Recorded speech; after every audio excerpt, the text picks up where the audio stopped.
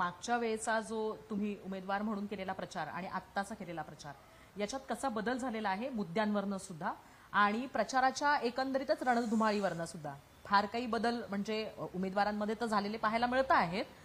फक्त काही ठिकाणी कौटुंबिक जो काही आपण म्हणूयात की घराणेशाहीचा मुद्दा आलेला आहे, काही ठिकाणी मराठा कॅन्डिडेटचा मुद्दा आलेला आहे. म्हणजे मी अगदी अभय पाटील आणि अनुप धोत्रे यांच्याबद्दल बोलते आहे, हे वेगळं सांगायची गरज नाही. पण मागचा आणि यावेळेचा इलेक्शनमध्ये काय तुम्हाला वाटतंय, बदल झाला आहे की तेच मुद्दे आहेत, त्याच गोष्टी आहेत? मुद्दे तेच आहेत, मुद्द्यांमधला बदल झालेला नाही. बरोबर. याचं कारण की इथे मीटर गेज रेल्वे होती पूर्वी, ती खंडव्यापर्यंत होती. मी खासदार झाल्यानंतर ईस्ट आणि वेस्ट असं कनेक्ट करणारं काहीही नव्हतं. तेव्हा रेल्वे मंत्रालयाला की तुमच्याकडे ऑल्टरनेटिव्ह रूट पाहिजे क्रायसिसमध्ये, तेव्हा हा मीटर गेजचा ब्रॉडगेज करावा. मी असेपर्यंत अकोल्यापर्यंत ब्रॉडगेज झाला, हळूहळू थोडे थोडे पैसे यायला लागले, ते अकोटपर्यंत येऊन थांबलं.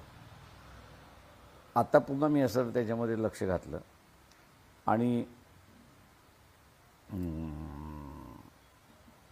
ज्याला म्हणता येईल की रिझर्व्ड फॉरेस्टमधनं जात होतं, त्याच्यामध्ये ते अडचत होती, त्याला थोडंसं डायव्हर्शन देऊन आम्ही असं आता खाली घेऊन वर्षभरामध्ये ती पूर्ण होईल. आणि खांडव्यावरनं दिल्ली आणि टोंक हे जे दोन टोक आहेत राजस्थानमधले, किंवा इथला असणारा जैसलमेरपर्यंत तुम्हाला जायचं असेल तर रेग्युलरली गाड्या इथनं जाऊ शकतात अशी परिस्थिती आहे. म्हणजे अनेक अशी आहेत किंवा ज्याच्यामधला या शहराचं जसं आपण बदलंय की उन्हाळा भयंकर आहे. बरोबर. हो. मोरणा नदी नदीच्या म्हणजे शहराच्या मध्यभागातून जाते. खाली जे आहे ते पाणी वापरता येत नाही आहे.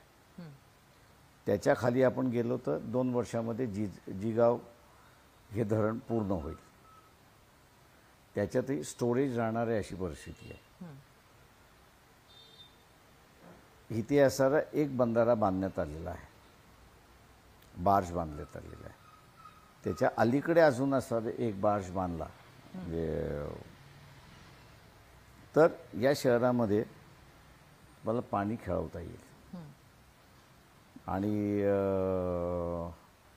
पाणी खेळवत असल्यामुळे रात्रीचं 2-3 डिग्रीने टेम्परेचर तुम्ही कमी आणू शकता. आणि लोकांना तो असा एक दिलासा आहे. इथे स्पोर्ट्स मोठ्या प्रमाणात असर होतं आणि नॅशनल प्लेयर्स इथे असणार होते.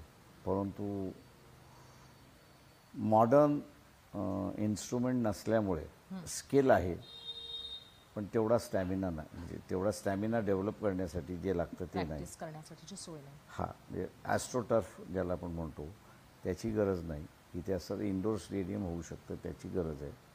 त्याच्यामुळे बऱ्याच गोष्टी आहेत की ज्या लॅकिंग आहेत ज्या शहरामध्ये. इथे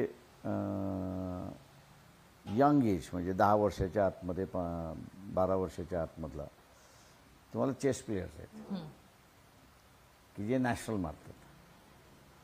पण तीच नंतर जाऊन पुढे डेव्हलप झाली पाहिजेत तर त्याला असं अकॅडमी नाही आहे.